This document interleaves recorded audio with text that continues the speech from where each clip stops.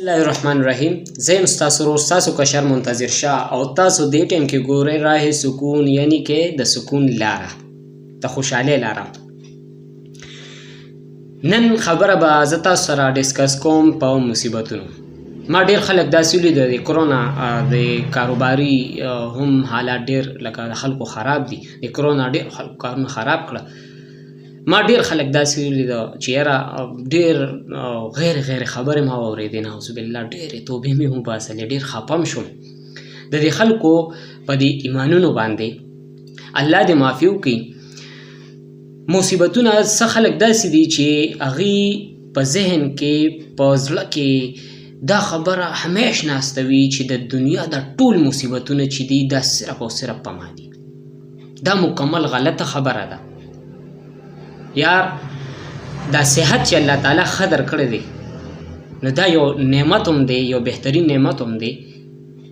تاسو دې ته وګورئ، که دا صحت تا نه ولي ته وسکې دا هم لکه که مونږ چېرته هسپتالونو طرف ته لاړ شو نو مونږ ته پته ولګي نو هغه به د دې بیمارانو نه تاسو تپوس وکړئ نو دوی به تاسو ته ووایي چې اوهو بس د دنیا تاسو سوچ وکړئ، جیلونو طرف ته لاړ شئ، هغه کونډې ړندې او هغه خویندو ته تاسو ورشئ چې چا بچي په حادثاتو کې مړه دي، د چا خاوندان مړه دي،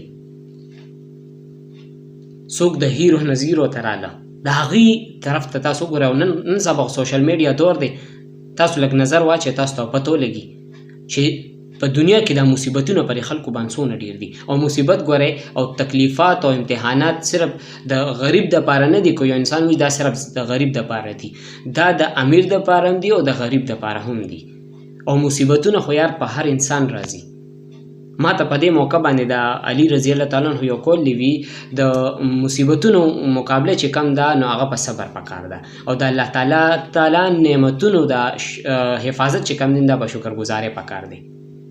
خو مونږ کې صبر کم ځای کې دی. مونږ خو چې لږ مصیبت په مونږ راشي، لږ پریشانی په مونږ راشي نو مونږ دونه غیر خبرې شروع کو، دونه بدې ردې شروع کو چې الله او رسول یې نه مني. مونږ خو الله هم معاف نه کو، رسول هم معاف نه کو. یاره په مونږ څه چل شوی دی؟ مونږ له پکار دی چې مونږ د الله تعالی څونه مصیبتونه راځي، څونه تکلیفات راځي، څونه امتحانونه راځي چې په دې صبر کو او د الله تعالی نه استغفار ډېر وکړو او مونځ اودس وکړو، د الله تعالی نه د دې د خلاصي دعاګانې وکړو. مونږ دا نه کوو، مونږ غیر خبرې شروع کړو، د بل سر ظلم زیاتې شروع کړو، د خپل مصیبتونو زور، د خپل چې په مونږ څونه امتحانونه هغې زور بل نه وباسو. دا په مونږ څه چل شوی دی؟ مونږ له پکار دی چې په دې باندې صبر اختیار کړو، په ځان کې صبر پیدا کړو، او د دې نه علاوه مونږ ذکر اسکار یعنی که استغفار ډېر ووایو نو په مونږ به دا مصیبتونه هم ختم شي، په مونږ به دا پریشانۍ هم ختم شي، او زمونږ ژوند به د خوشحالونه ډک شي. او که مصیبتونو طرف ته سوچ وکړئ نو زه به تاسو ته یو بل خبر وکړم. یو غټ مثال چې کوم دی هغه د الله تعالی محبوب دی، حضرت محمد صلی الله علیه وسلم. که تاسو د هغه په زندګۍ نظر واچوئ که نه نو تاسو نه زه یو لنډ تپوس کوم.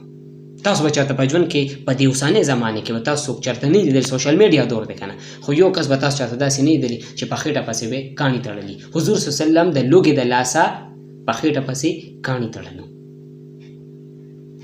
تاسو چېرته جنګونه کړي دي؟ بلکل نه دي کړي. د هغه جنګونو لا چې تللی دی په هغه کې د هغه غاښونه مبارک هم شهید شوي دي. د دې نه علاوه د حضور صلی الله علیه وسلم لوریانې زامن هم په وړوکوالي کې الله تعالی ته اخیستي دي. ډېر داسې چې د هغه زندګۍ باندې تاسو نظر واچوئ که نه، په د الله تعالی محبوب خو الله تعالی په امتحانونه ډېر راوستي دي، خو هغه د هغه امتحانونو مقابله په څه کړې ده؟ د بل سره ظلم نه دی کړی، د بل سره زیاتې نه کړې، بدې ردې نه دي ویلې، صرف صبر اختیار کړی دی او دعاګانې د الله تعالی نه غوښتلې دي چې خدای پاکه دا مصیبت زمان لرې کړي.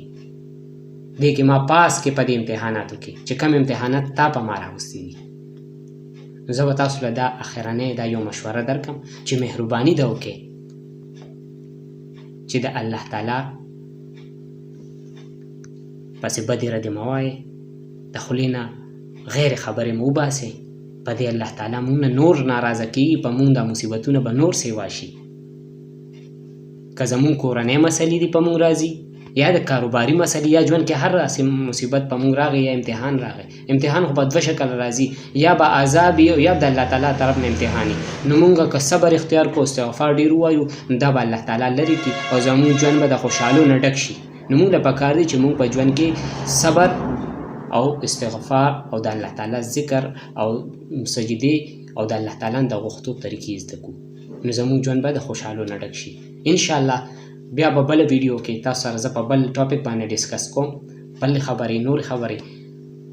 اوس دپاره ماله اجازت راکړئ. الله بریالي لره، الله خوشحال لره او الله تعالی په موږ ټولو باندې دا عذابونه، دا مصیبتونه ختم کړي. او زه به دعا دا کوم چې الله تعالی دې یو مسلمان هم داسې نه کوي چې هغه غیر وي او د مصیبتونو مقابله په صبر او په ذکر او د الله په یادونه کې. ډېره مننه. السلام علیکم ورحمة الله وبرکاته.